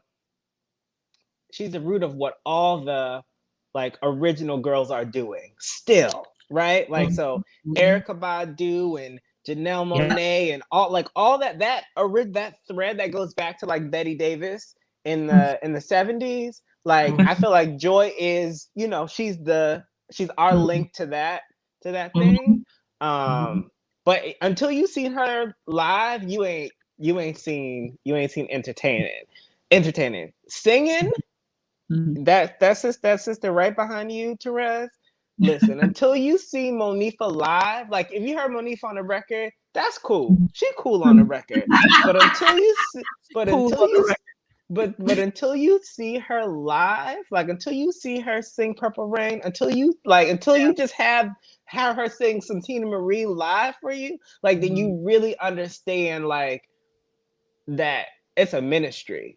Do you know what I mean? Like it really is a ministry. Let me just say this for a second. I said it years ago, and multiple people have come on this show and said it, and you're the second person within a week. Monifa, I know you're listening, honey. If you do not record that Purple Rain, stop playing yourself. Lisa was saying, "Oh, I saw her. I heard her sing it twice." I said it back in the day, and I videotaped it and I can't find it, of course. But does she sing? She's like she stole the song. She stole it. Listen, if she don't record that, if she record the way record the Way live and just put it on the radio, I Talk about it. guarantee. I mean, Jill Scott will probably be upset for 5 seconds, but she'll be happy for the check. Listen. Okay. There are, you know, like Mo is one of those. She's one of them ones. Like she really is one of them ones. Like, and it's not until you see her live that people are just like, oh, I get it. Like when I started working with Monifa, people was like, Monifa? Like touch it, Monifa? I'm like, bro, you have no idea. Like you have no idea what she and everyone who came to see her live was like, I get it. Like it was absolutely no question. There was like it was like, I get it. I completely get it. And we have those women are so rare in our industry now. You know, we got to hold them up. We got to keep them. Yes. We got to keep them going because those performances are going to inspire the next generation of women who have that gift. You know what I mean? That's a very special gift. It's not everybody don't get that. Can I ask you a question? Yeah. When you received notice that your song was nominated for that Grammy, what did A, it feel like, and B, what did it do for you or to you?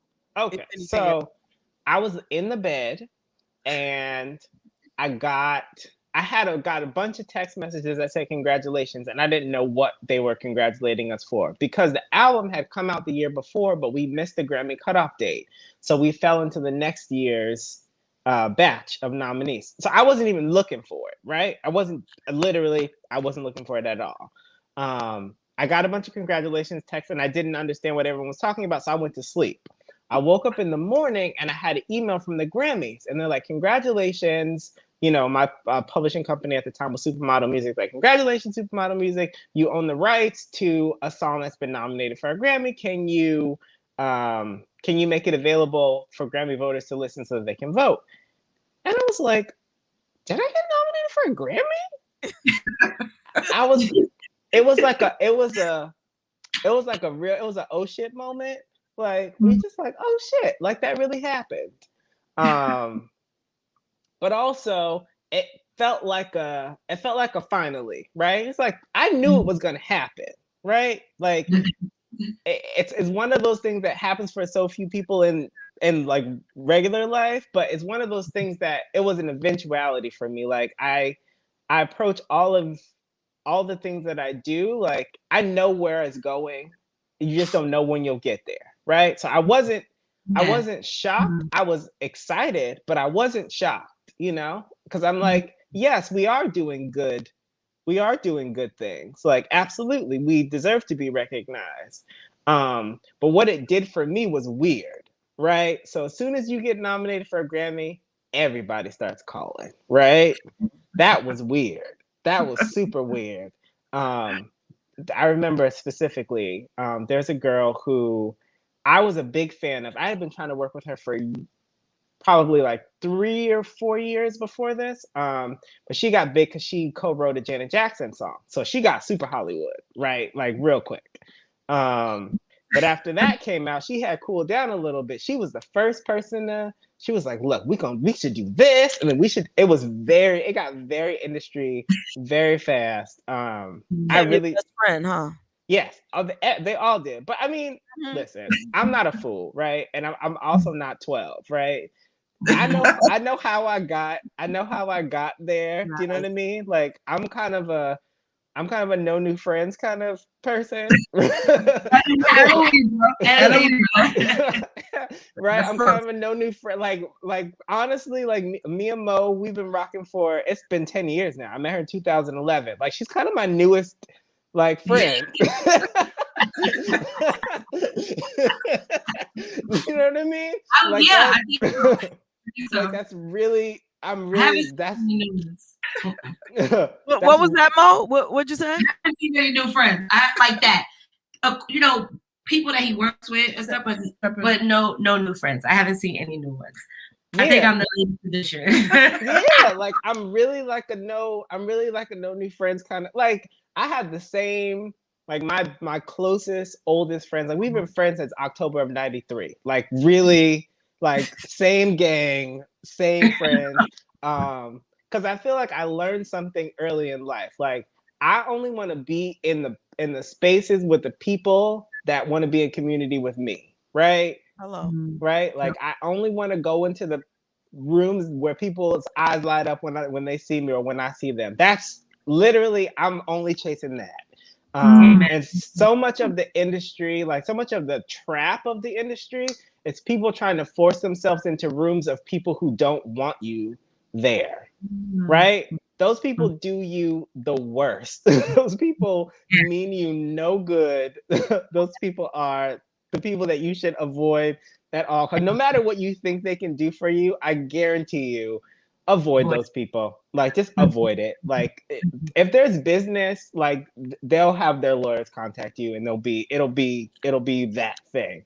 But you got to go where the warmth is. You know what I mean? Yeah. That's a universal jewel right for there. everything. Yeah, that's a universal jewel. Go where you are sure. celebrated, not tolerated. Go where you know that folks, you know. And it's interesting because in the industry by and large, there's a lot of smoke and mirrors. And it is. It's so raggedy. Oh my God! If people could understand how fly by night and how raggedy it is, they would relax. Right? Like they would really relax, and they wouldn't take it all so personally. Like I have a quick little makeup story. So I was doing makeup at a production company, a very big production company. And the big producer didn't want to make this specific movie at this time because it was going to mess up her vacation schedule, right? But they had a contract with this director, and they needed 3 A-list like leads to say no to the project before they could delay it. She wanted to delay it because she would have to come back from her vacation 2 days early, right? So this is hundreds of people's like employment, right? This is actors, this is gaffers, tape, like, you know, there's a lot of people like, to make a feature film.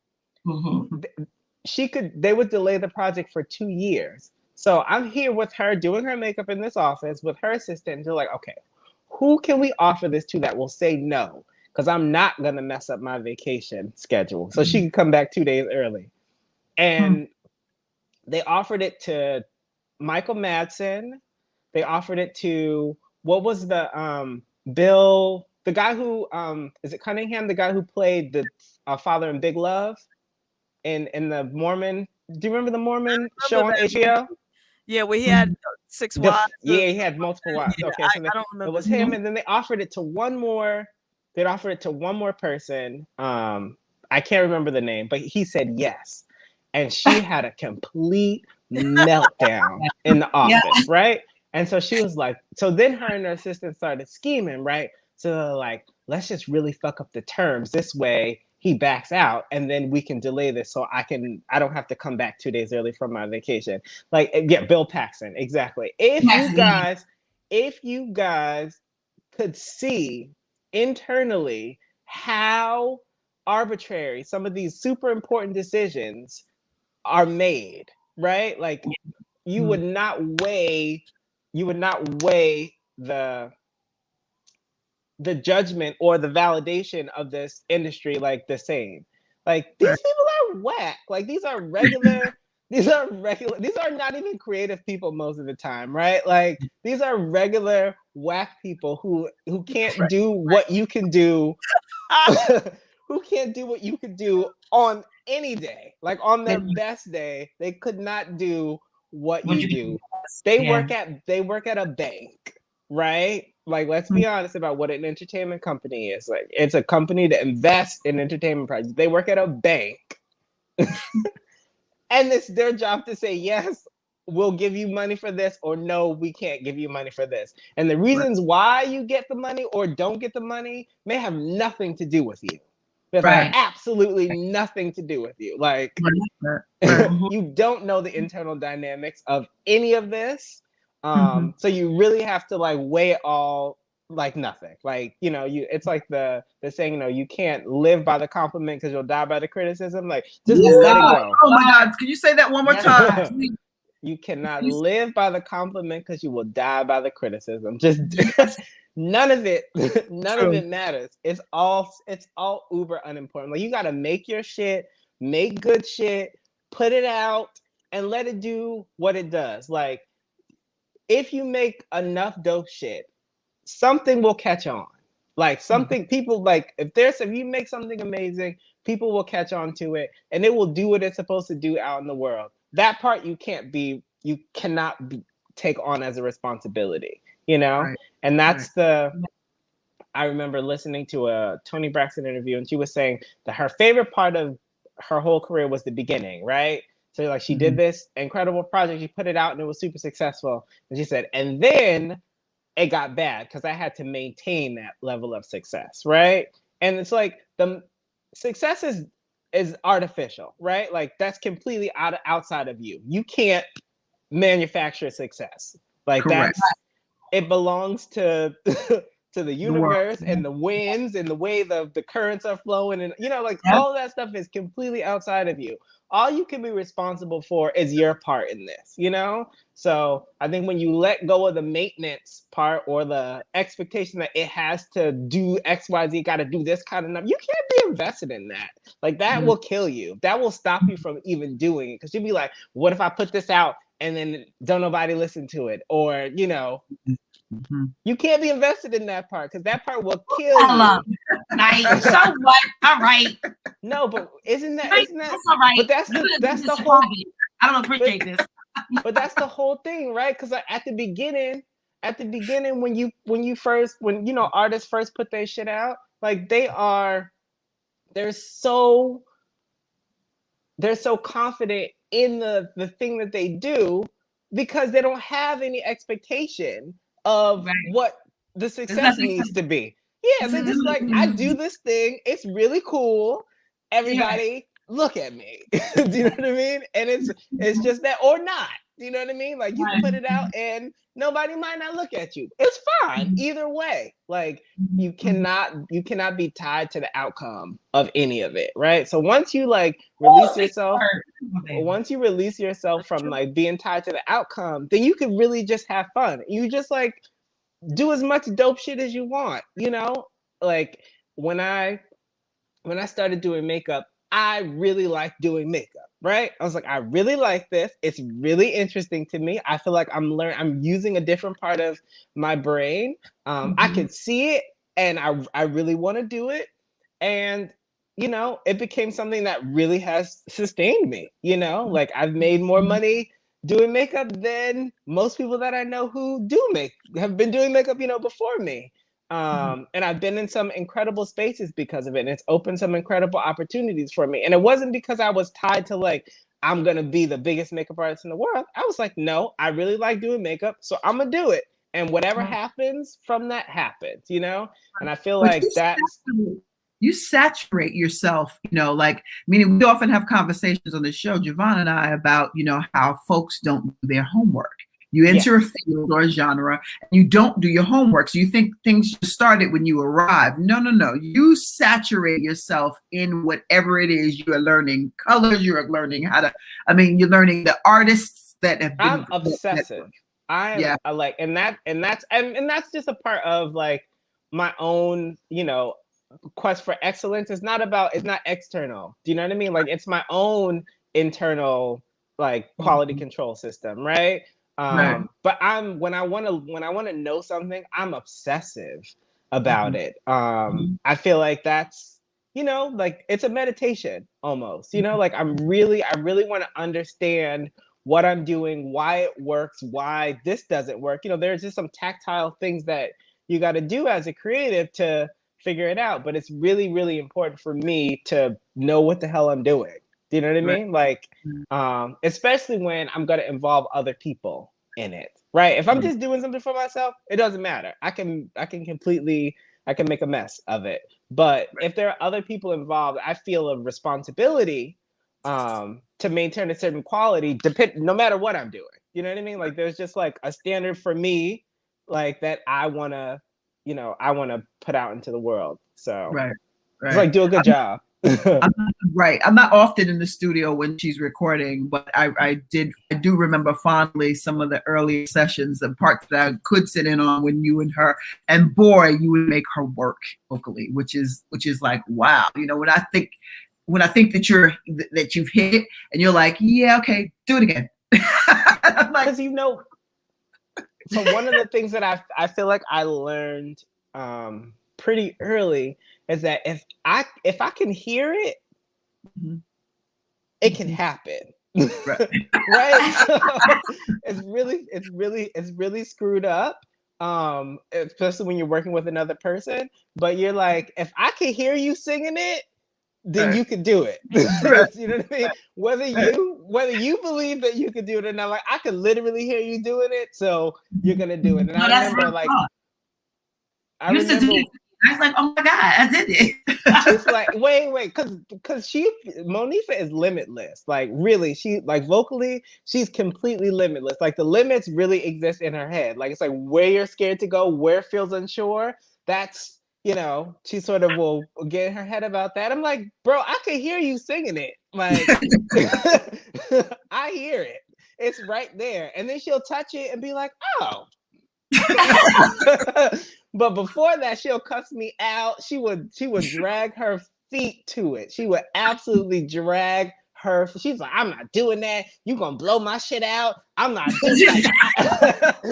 I'm like, listen, I've heard you sing this note like 20 times in a song. Like you're gonna sing this, right? It's just about the approach and relaxing and just getting, you know, like knowing that your vessel is limitless. Like the limit is here. Like, you know, it's like when you buy a car from, you know, like if you buy a Ferrari here in the US, they put a governor on the Ferrari, right? Yeah. So that you can't go 200 miles an hour. You can take it off though.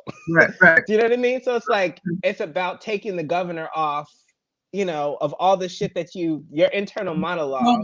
You know, like literally, this is one of my real secrets. So at least 10 times a week, I listen to Lena Horne's "Believe in Yourself" from The Wiz. Right, Nice. that's my internal monologue. Song is the bomb. That is my absolute internal monologue. Yes, I get that. Like it's so important. Like people, you know, it sounds so hokey when you're a kid. You're like, just believe in yourself and you can do it. Like, but it really is. That's the whole shit. That's it. Like it doesn't matter. It really doesn't matter. That what you just said is so true. And when we're a kid, they tell us when we're children, there's nothing that you can't do. What do you want to be when I'm going to be this? And you believe it when you're a kid. That's what I'm going to do. And they tell you, yes, you can do it. But somewhere along the line, I don't know. But they tell you all kinds of other shit, right? Yeah, like, because it's their fears. Like their fears and everyone else's limitations get, you know, you start to like, because you hear it the first time and it hurts you because you're like, that don't even feel right? Like that don't even Ulysses talking about we need to do rapid fire. So okay. Yeah. So let me make this point. Let me find out you know about rapid fire. Well, he's basically like I stay ready. Yeah. He's like, yeah, I've seen your show before. I know what y'all do. Yeah, so like the first time you hear that kind of criticism, like that can't, right? Like I hate the word can't. Like I rather say I need help doing, but I can't is just not, that's just not in my vocabulary.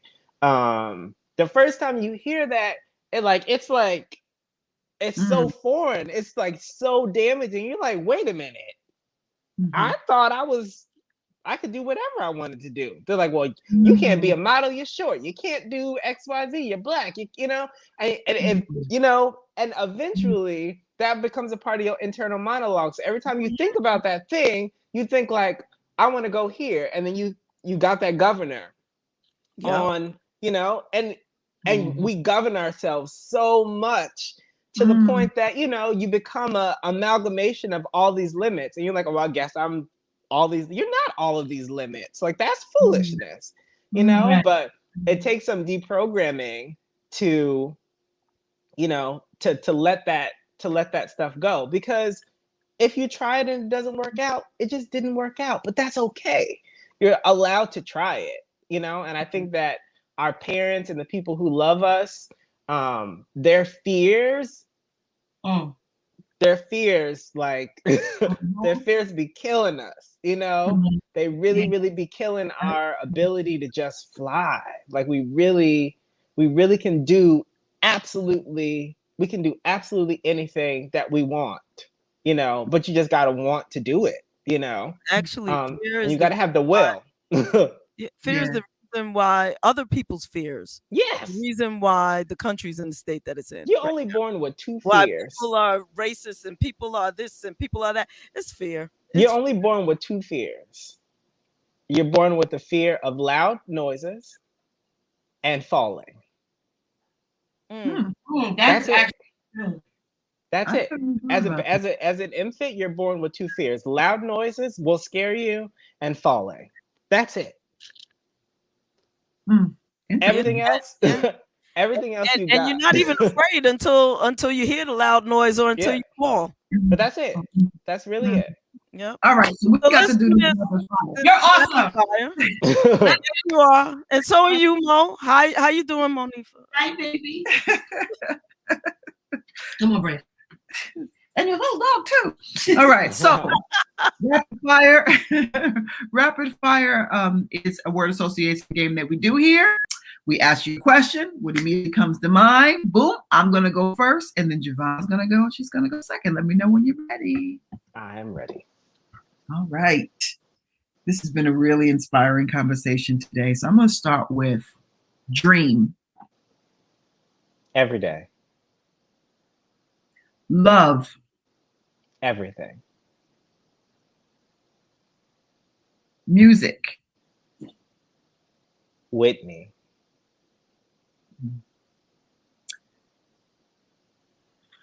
Theater. The industry. Here's one. Forgot to ask you questions about this too. Food. Magic. Food is the first magic spell that you learn. Mm-hmm. Community. Chosen.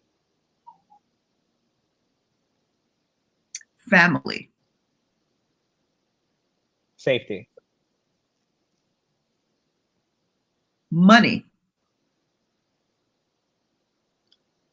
A key.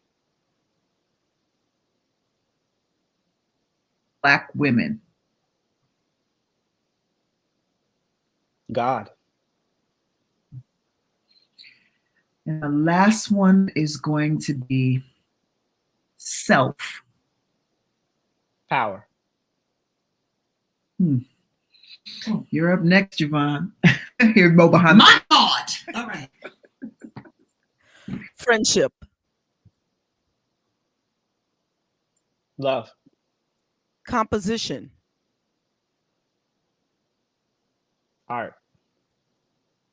Grandmother. My whole world.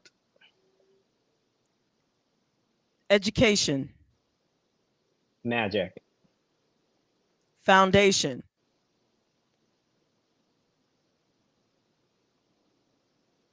Truth. Marriage.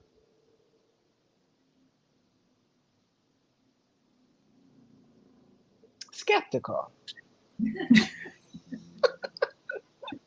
Sexy. You.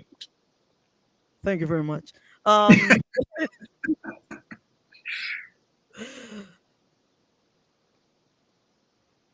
Monifa.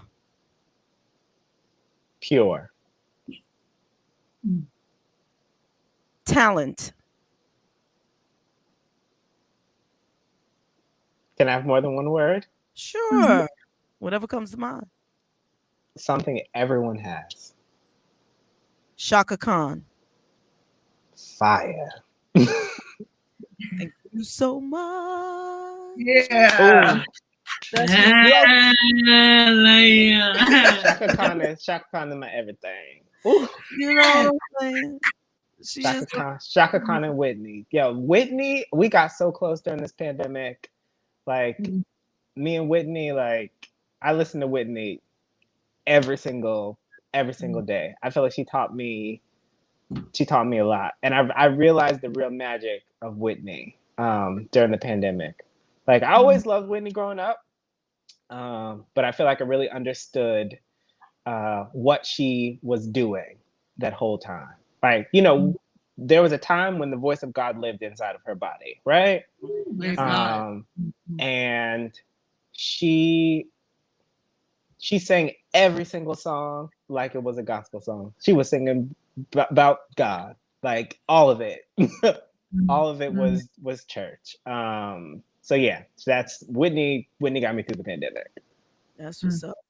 We're gonna need a couple of drops from you, Anthony. Yes. All right. The first one is for our radio station, WJBR Internet Radio. WJBR Internet Radio. Okay, you ready? This is Anthony Giles, and I'm on WJBR Radio. Okay. Again, for safety? Yeah, one more. With internet. So it's WJBR Internet Radio. Okay. Yes. This is Anthony Giles, and I'm on WJBR Internet Radio. This is Anthony Giles, and I'm on WJBR Internet Radio. Perfect. Okay, and the next one is for this show. In the Basement with JaVonne and Terez. This is Anthony Giles, and I'm in the basement. Wait, I'm on in the basement, or I'm in the basement? You're in the basement. Okay. 1 second. This is Anthony Giles, and I'm in the basement with JaVonne and Terez. Again? That's what's up. You could do it again. Give us some flirtation since you came on the flirtation. The flirtation version. Yeah. I want to see you flirt. Work it. Go ahead. This is Anthony Giles, and I'm in the basement with Terez. Sorry. Oh, he was flirting with you, Terez. You see what happened there? What happened was. This is Anthony Giles, and I'm in the basement with JaVonne and Terez in 87.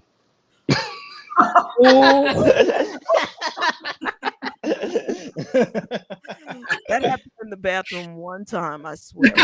Listen. Only once in 1987. What was her name? I don't remember. Child. It's 87. Remember. You didn't know then. Okay, now we're telling too much, but probably not. All right, you guys, thank you so much for having me on your show. You guys have had so many legends on here. I'm in such great company. You guys had Shanice. If you guys know me, you know I love Shanice. Shanice is like, I met her last year during right before the pandemic lockdown. I got to sit down with her. We did a project for Chase and Essence in LA. And we've been friends for like 13 years, and that was the first time we actually met in person. Oh, wow! So we hung out all day. It was totally one of those magical moments. So yeah, I'm in great company. Like I feel it was amazing. We're in great company. You are the bomb. Your brain, I would love to pick it one day. Like just. Oh my God! It is a vacuum. It is a vacuum, Jay. Just go through it. You're amazing. Thank you so much. Feel free to ask Ulysses. You can have my number, please. Yeah, absolutely. Whatever you need. You're amazing. You're freaking amazing. Thank you. And I don't go out like that. Like I need to talk to this person. I'm not, I'm rarely that impressed. It's another Renaissance man for sure. He's amazing. And it's time for us to end the show. God bless. I love you. Everybody older. Be careful of the stranger. But no one ever said the danger's here at home. Nobody would believe her. Is what he always told her. That's why she pulls away. When anybody holds her, she feels so alone. Without a place to call home. And and she smiles, pretends that it's okay, but she still sees the scars. They never fade away, and she laughs to mask away the pain. Something died that day. She'll never be the same. She's your mother, she's your sister, she's your lover, she's your friend. Look into her eyes once again.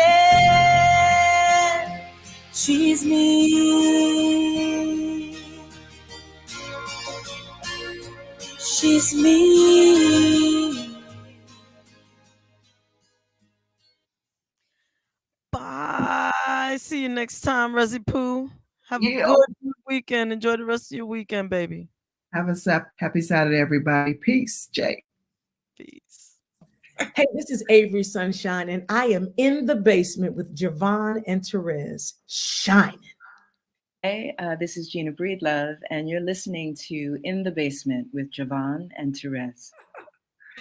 What's up? It's your girl Monifa, and you're tuned in to Brunch in the Basement with JaVonne and Terez.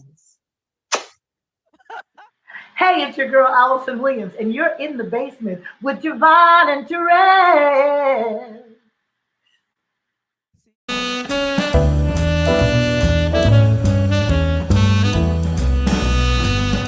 Hey, this is Lenny Williams, and you're listening to Brunch in the Basement with JaVonne and Terez, playing my kind of music.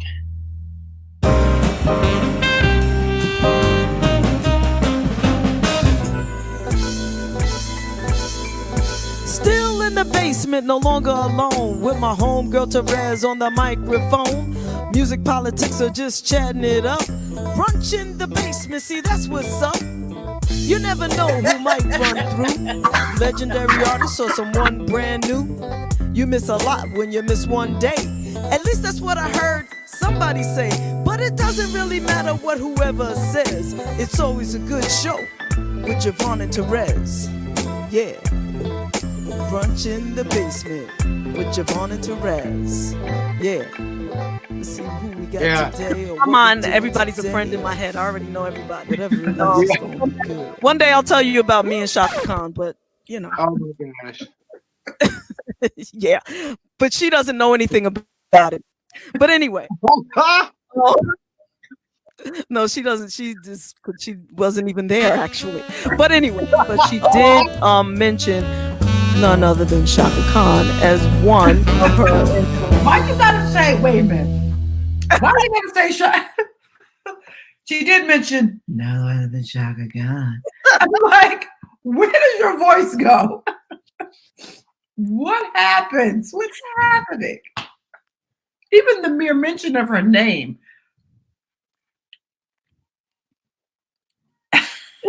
Silence. Oh gosh. Would you believe I'm blushing? Just Yes. Hard. You're speechless blushing. That's the thing. Speechless blushing. Rezzy, I can't help it. There's a Shaka rehab, you know. If there's a cure for this, I don't want it. I don't want it. Our senses though, Jay. She's got our ears and our I'm gonna send y'all some perfume. I'll definitely get an address. I'll send y'all out You tomorrow. can send me some cologne, because I mean, Cologne, you know, like cologne? yeah.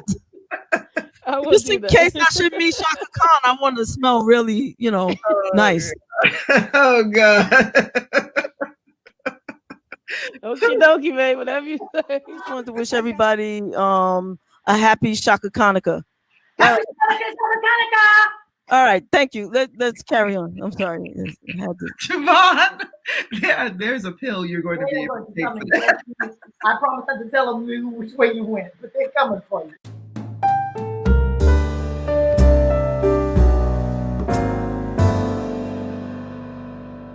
The time, so and we thank you for that. Thank you. Yes, Thank you. This part, that little piece, I'm just gonna keep and play it all the time for myself. But no, I'm just teasing.